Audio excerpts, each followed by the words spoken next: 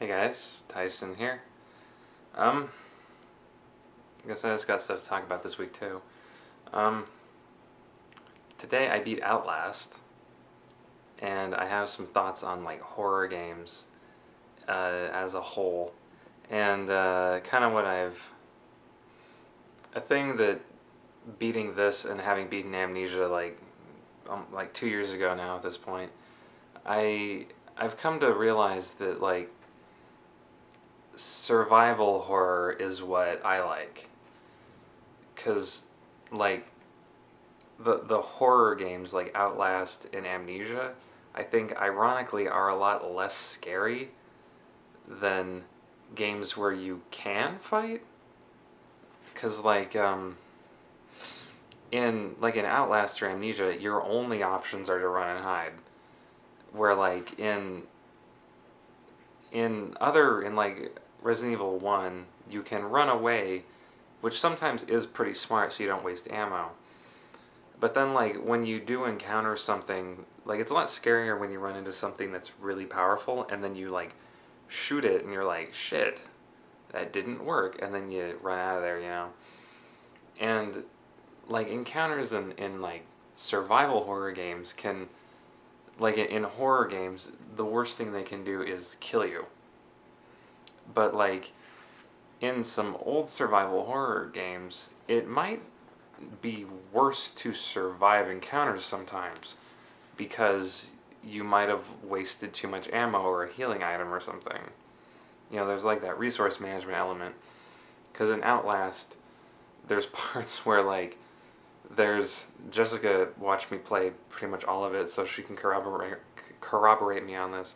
There's this big like hook guy that follows you through most of the game, and I think all you guys saw him where he shows up really early, where like he grabs me and like or he'll chase you, but there's always like this little crack in like walls or something that you can fit through and he can't follow you. And it gets kind of silly when it's just like literally furniture.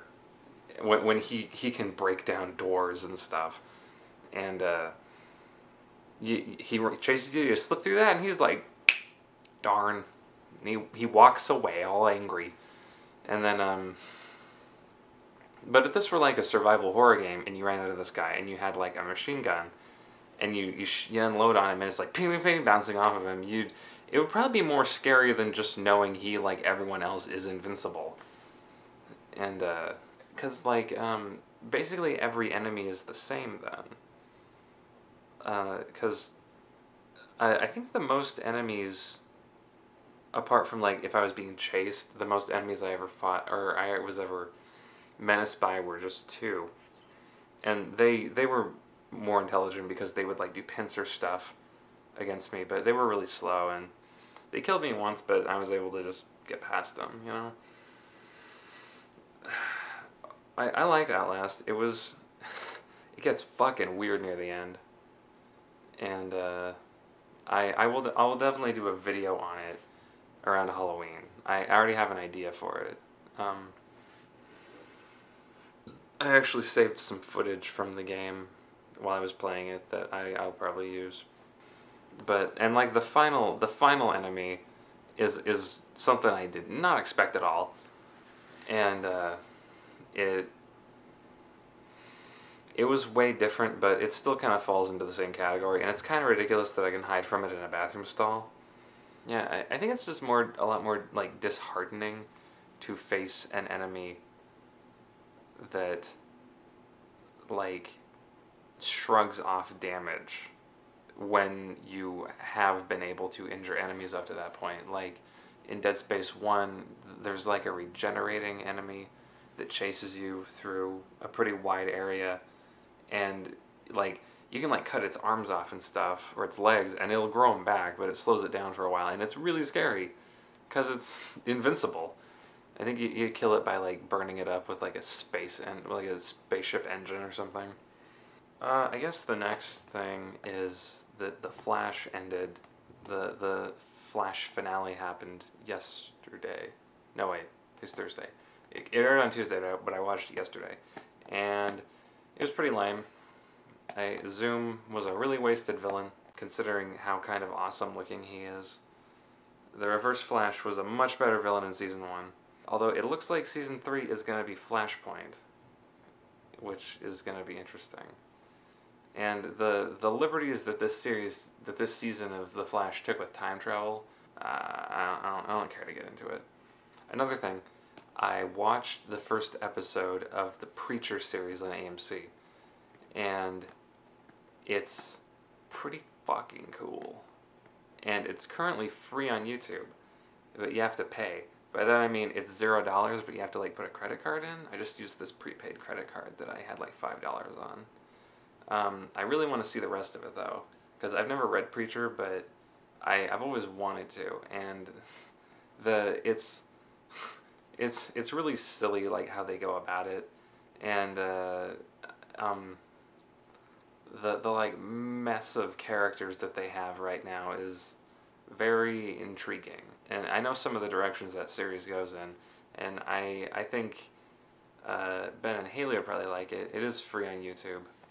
I'm not sure. I just like looked up how to find it on Google, and then I found it, obviously. But yeah, I recommend the Preacher, the pilot episode.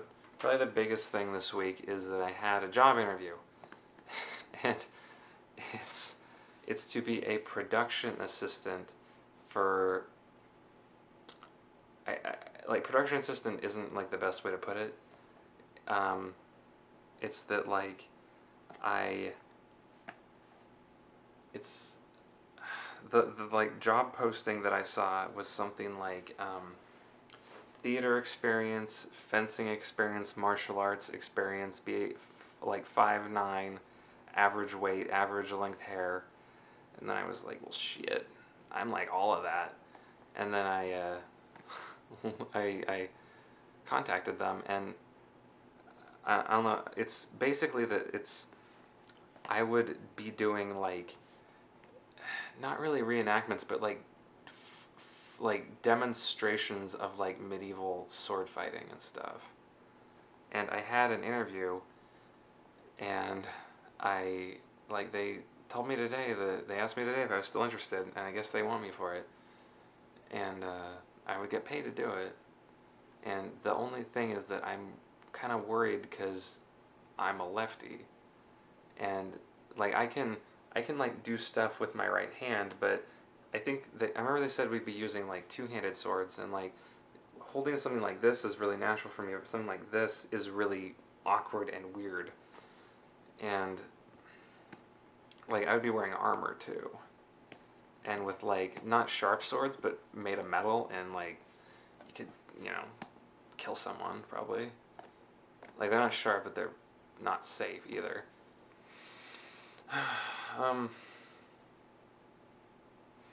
The interview was kind of awkward because there was a part where like the guy was like, "So tell me everything you know about chainmail," and then I said, I like rattled off facts like about how shark divers wear it to protect them from being bitten and stuff. Shit from like Berserk or something, and then the guy was like, "Well, first of all, it's not called chainmail." I was like, "Okay, I see how this is gonna be." But I really need a job really badly, and I am not qualified to deliver pizzas, apparently. So I guess I'm probably gonna end up doing it. It sounds really hard. Anyway, that's about everything. Gotta edit this. See you guys later.